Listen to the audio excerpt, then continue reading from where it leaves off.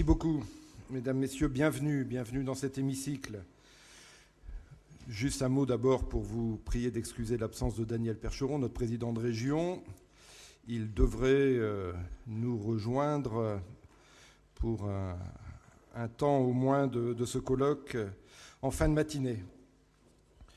Je vous remercie, je remercie le comité d'établissement d'avoir organisé ce colloque. C'est un colloque qui, assurément, va éclairer un peu les réflexions, l'analyse que nous avons, les propositions que nous serons amenés à faire et les orientations qui seront retenues dans le cadre de la convention du TER. La région s'est dotée à nouveau d'un schéma de transport. Et il est important de préciser qu'il est à la fois dans la continuité du précédent et un peu différent, puisque c'est le schéma régional des transports et des mobilités.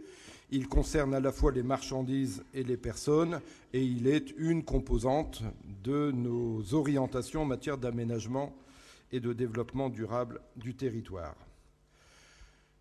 Pourquoi est-ce que ce document, pourquoi est-ce que ce sujet, est-ce que ce thème prenne une telle importance dans les politiques régionales? C'est parce que les transports et la mobilité sont au service d'un double enjeu.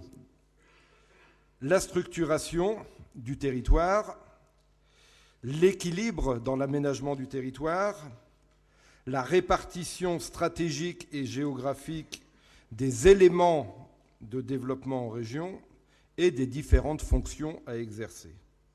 Et puis l'autre aspect, c'est le quotidien des habitants du Nord-Pas-de-Calais. Et vous admettrez qu'une politique qui concerne à la fois les aspects très structurants de la région et le quotidien de ses habitants est une politique qui mérite toute attention, réflexion et pertinence. Les schémas d'aménagement de territoire qui sont élaborés aujourd'hui sont souvent d'abord des schémas de mobilité. Nous le constatons dans les projets d'agglomération qui sont établis dans les territoires en région. À cette échelle-là, déjà, il n'est pas rare que les projets de territoire soient d'abord des projets de mobilité. Et nous le constatons jusqu'à des échelles très larges, puisqu'il n'aura échappé à personne que le projet du Grand Paris s'appuie d'abord sur un certain nombre d'enjeux de mobilité. C'est assez normal, puisque au cœur de ces enjeux de mobilité, nous retrouvons à la fois les enjeux de l'efficacité économique, de la qualité de vie sur un territoire et de son attractivité. Cela est vrai à toutes les échelles. Si j'en reviens à ce schéma régional des transports et mobilités, et plus particulièrement aujourd'hui sur son volet transport et mobilité des personnes, l'important c'était de repérer quels étaient les besoins réels, quels sont les besoins de déplacement et quelles sont les chaînes de déplacement qui sont les mieux adaptées à répondre à ces besoins. Ce qui veut dire qu'on fait l'inventaire des modes et que cet inventaire des modes a pour incidence immédiate d'essayer de les mettre en complémentarité. Donc ce schéma de mobilité, c'est ce schéma des besoins de déplacement, ce schéma des modes disponibles et de leur articulation. Au cœur de ces chaînes de déplacement, on utilise quelquefois le terme d'épine dorsale, il y a le TER, qui évidemment prend un sens particulier quand on est à l'échelle régionale, puisqu'elle en est l'AOT. Et pour nous, il nous semble que ce TER reste et a vocation à être, jour après jour un peu plus, l'élément structurant de la mobilité en région. Évidemment, pour toutes les raisons que je viens de vous indiquer, tous les éléments de réflexion que je viens de vous rappeler, la mise en place du TER qui suppose cette articulation nécessite un dialogue avec les territoires, nécessite un dialogue avec les AOT, puisque j'ai parlé de chaînes de déplacement et de complémentarité modale. Et il me semble que dans les mois qui viennent, dans les années qui viennent, nous aurons besoin d'un SMIRT, syndicat mixte intermodal régional des transports, qui assure de manière plus forte la mise en cohérence de l'ensemble des réponses en termes d'offres et en termes de conditions d'accès au transport. La région affiche, prétend à une excellence en matière de transport. D'abord, nous en expliquons le bien fondé, nous affichons l'ambition, nous plaidons son importance, et je crois que la région démontre cette excellence. Évidemment, si la région dit cette excellence, dit que c'est important, dit les moyens qu'elle y consacre, cette excellence ne peut pas être entamée par des décisions qui viendraient pénaliser l'efficacité de tout cela. J'ai parlé des chaînes, j'ai parlé des échelles, j'ai parlé des échelles infrarégionales. Évidemment, nous nous inscrivons aussi dans un espace national et européen. Alors, il ne peut pas y avoir des décisions qui viennent pénaliser l'efficacité globale du transport public, du transport collectif. Il ne peut pas y avoir des décisions qui viennent pénaliser la qualité perçue de l'offre, offre dont chacun, usager ou usager potentiel, doit avoir le sentiment qu'elle répond aux besoins dans des conditions de confort, de fiabilité. Et si je parle de fiabilité pour l'usager, ce sera peut-être de robustesse pour vous, qui présente une raisonnable assurance d'être respectée. On ne peut pas être la région qui, sur le réseau le plus important de France, hors Île-de-France, met les moyens qu'elle met. On ne peut pas être cette région qui, sur le dernier CPER, s'investit à hauteur d'1 milliard sur les transports, dont une partie non négligeable sur le ferroviaire. On ne peut pas être la région qui essaie d'utiliser au mieux le réseau disponible au service des usagers avec une convention SNCF ambitieuse, aujourd'hui 250 millions d'euros par an. On ne peut pas être la région qui, sur une année, est capable de mettre 50 millions d'euros dans du matériel roulant. On ne peut pas être la région qui conçoit qu'il faille démêler l'écheveau des axes en gare de l'Île-Flandre et en finance les 2/3. On ne peut pas être la région qui investit autant sur les infrastructures, y compris le fret, en ce que ça sert le fret et facilite le transport des passagers. On ne peut pas être la région qui accompagne les pôles d'échange, les modes doux ou les TCSP. On ne peut pas être la région qui imagine, qui met en place l'exception du TER-GV. On ne peut pas être la région du projet Grand Lille avec l'opportunité, en tout cas le débat public le dira, d'un RER en région, et en même temps être la région qui ne trouve pas satisfaite à une échelle plus large la complémentarité qui est nécessaire. Je m'entends, la grande vitesse européenne doit être au rendez-vous des enjeux et de nos efforts.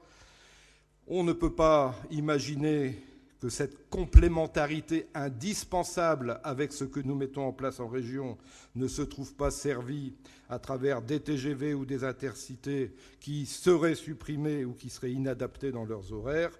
Et on l'a déjà dit, on ne peut pas imaginer que cela ne soit accompagné que par la médiocrité de l'enveloppe État qui est à ce jour annoncée dans le cadre du prochain CPER.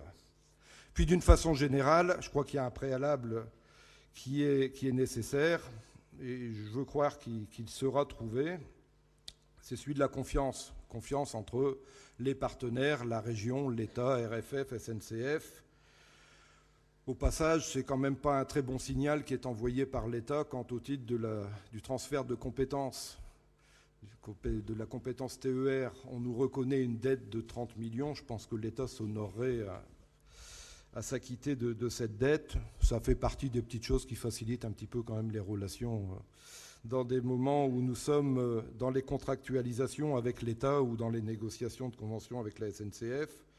Et puis je le dis aussi, ça n'est pas un bon signe quand un certain nombre de décisions unilatérales sont prises qui, à notre sens, viennent pénaliser la qualité, peut-être la confiance, en tout cas l'emploi dans la mise en œuvre de la convention qui est la nôtre.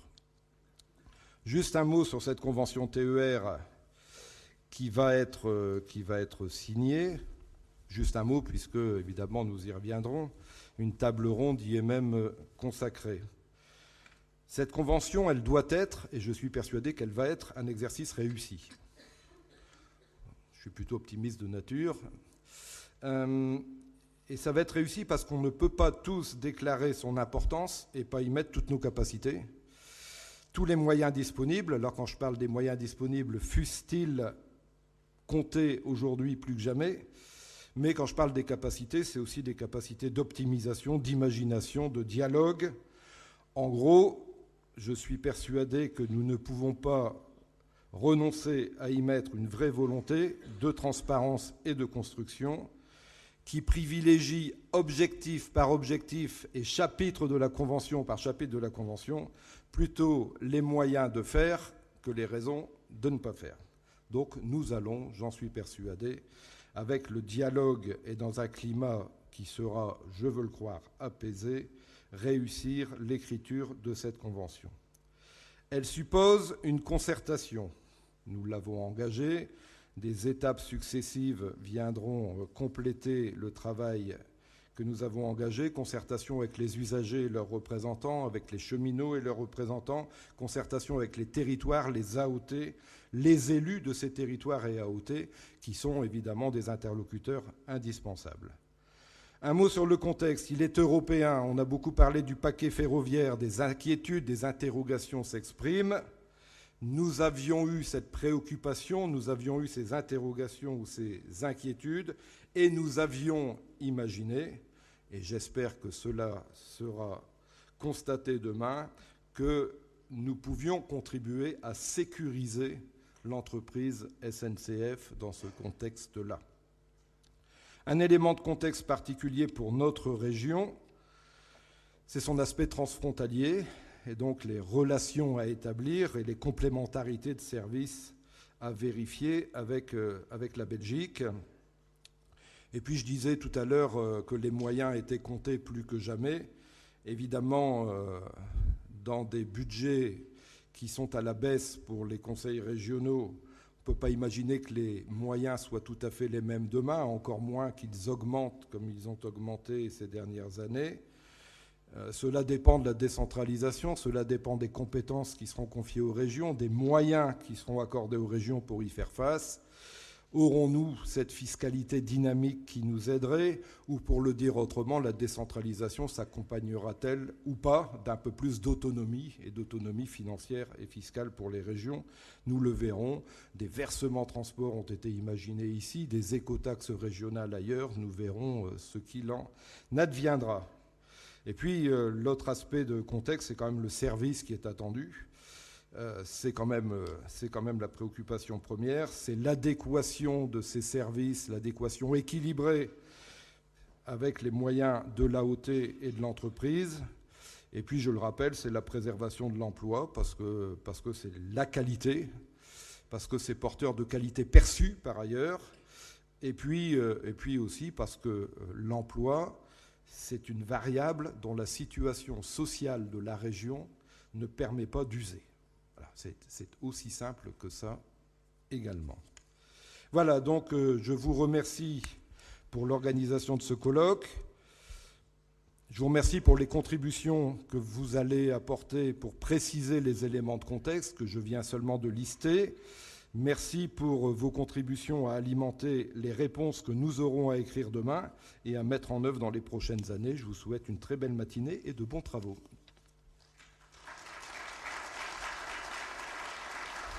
Merci, Monsieur Wacheux, pour cette belle présentation.